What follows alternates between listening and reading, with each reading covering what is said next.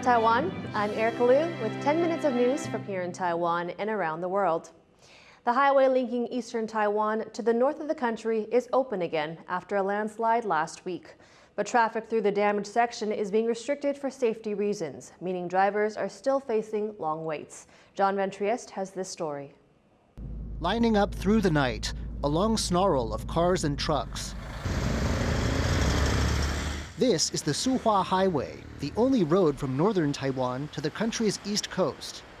It's taken workers days to clear this road after a huge landslide last week. But even though work ended Sunday, safety is still a concern. The damaged section is only open to traffic at certain times, creating a bottleneck. Some drivers waited up to 7 hours for this early morning slot. 为了安全起见，没有办法啦。白天尽可能能放就放啦，对，因为像花莲人也要回家，他们的物资需求都要交给我们这些司机来处理。 Normal traffic will resume from Thursday until the end of the month. This will allow people to use the road over the Lunar New Year, Taiwan's biggest travel season. But the highway still needs a lot of work. First, a tunnel damaged in the landslide needs replacing. 这种明隧道、钢构明隧道，工期要8个月。就除了这8个月以外，还有包括设计规划、招标。And beyond that, the government plans a series of upgrades. These include projects to shore up the mountains that tower over the highway to prevent future landslides. The government says this work won't be completed until 2032. That means eastern Taiwan's main road artery will remain vulnerable for years to come. Ethan Pan and John Van Trieste for TaiwanPlus. Taiwan's Vice President Lai Ching-te has been elected chair of the ruling party in a move that's widely seen as the start of a presidential bid. Lai was the only person who stood in the Democratic Progressive Party election on Sunday. Taiwan's President Tsai Ing-wen resigned as chair in November after the party underperformed in the country's local elections. Lai will take up the post on Wednesday. His term will run until May 2024, when Taiwan's next president is set to take power. Lai said his goal was to unite the party and appealed its members for support. 在关键时刻，民进党需要你，台湾需要你，希望我们能够再一次的肩并肩，在守护台湾的路上，成功完成使命。 Taiwan's ruling Democratic Progressive Party is doing what it can to recover from a streak of election losses and a dip in public support. Party leaders hope that the measures being taken will help it make a comeback in the 2024 elections. Jeremy Olivier has more. This man could determine the future of Taiwan's ruling party.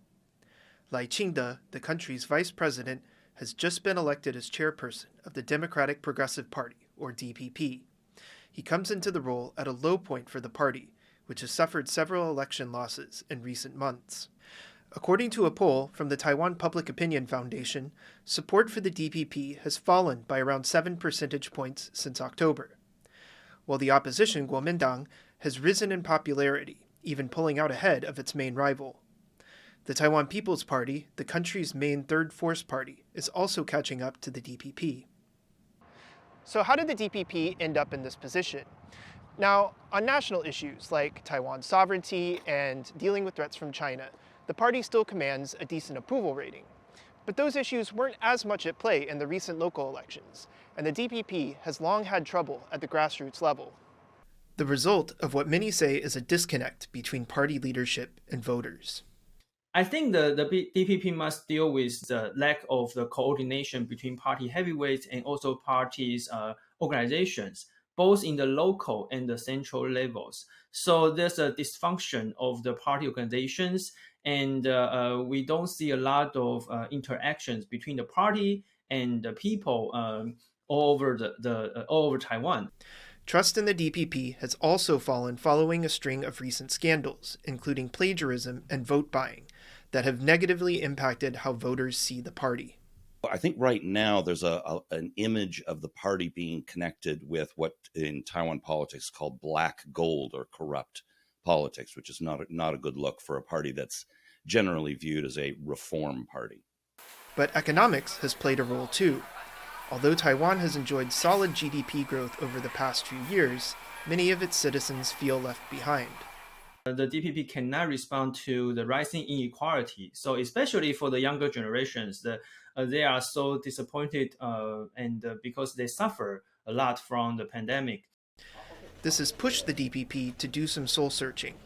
The party has recognized its loss of support from young people, its failure to properly handle misconduct within its ranks, and a lack of communication on key issues, and now hopes to address those weak points, which is where Lai comes in. It's hoped that he can start getting the DPP back on track. Known within the party as someone who can get things done, the newly elected chairperson is also expected to run for president in 2024.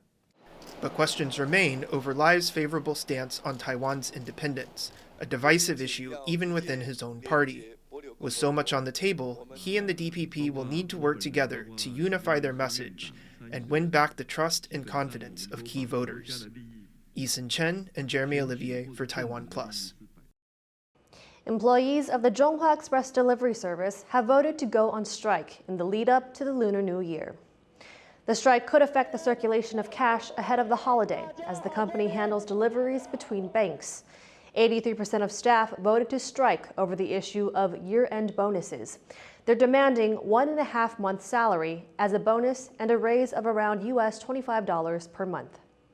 去年赚的比前2年还多，那你今年你只有先发1个月，好，那我觉得这个大家都很难接受，那我们希望他赶快发放，好，不然的话我们随时都会罢工。 Temperatures across northern Taiwan are set to remain near 10 degrees Celsius as a cold front has settled over the country. The colder weather is forecast to move southward, bringing rain to areas across Taiwan.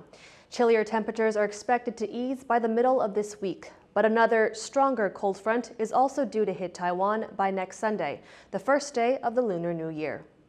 这段期间呢，北台湾整天都是气温偏冷的。那其他地区呢，低温方面在中部以北跟东北部地区有机会来到12、13度，其他地区预估也有14、15度的这个低温。 Sticky rice cakes are an essential dish over the Lunar New Year. They're known as niangao or year cakes. And one town in southern Taiwan is rolling back the clock to make the sweet treats the traditional way. Stash Butler reports.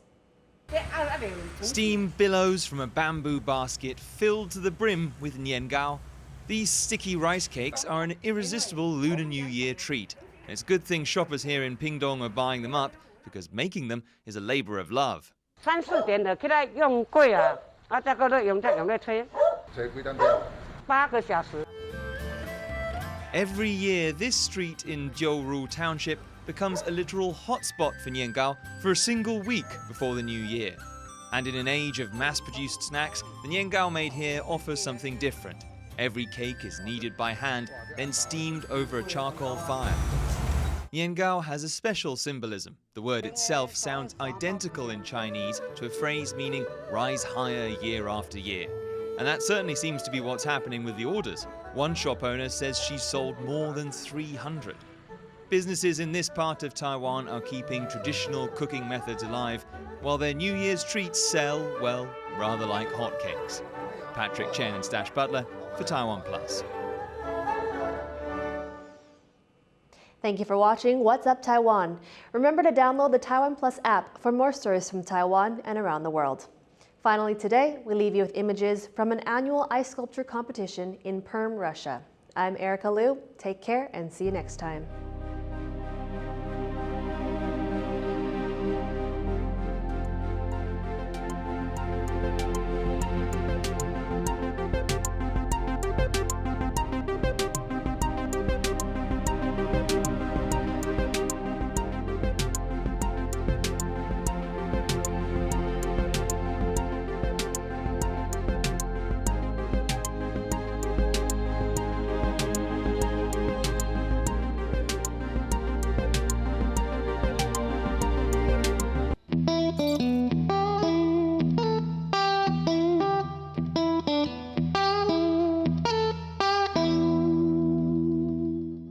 For more stories from Taiwan that tower above the rest, please download the TaiwanPlus app.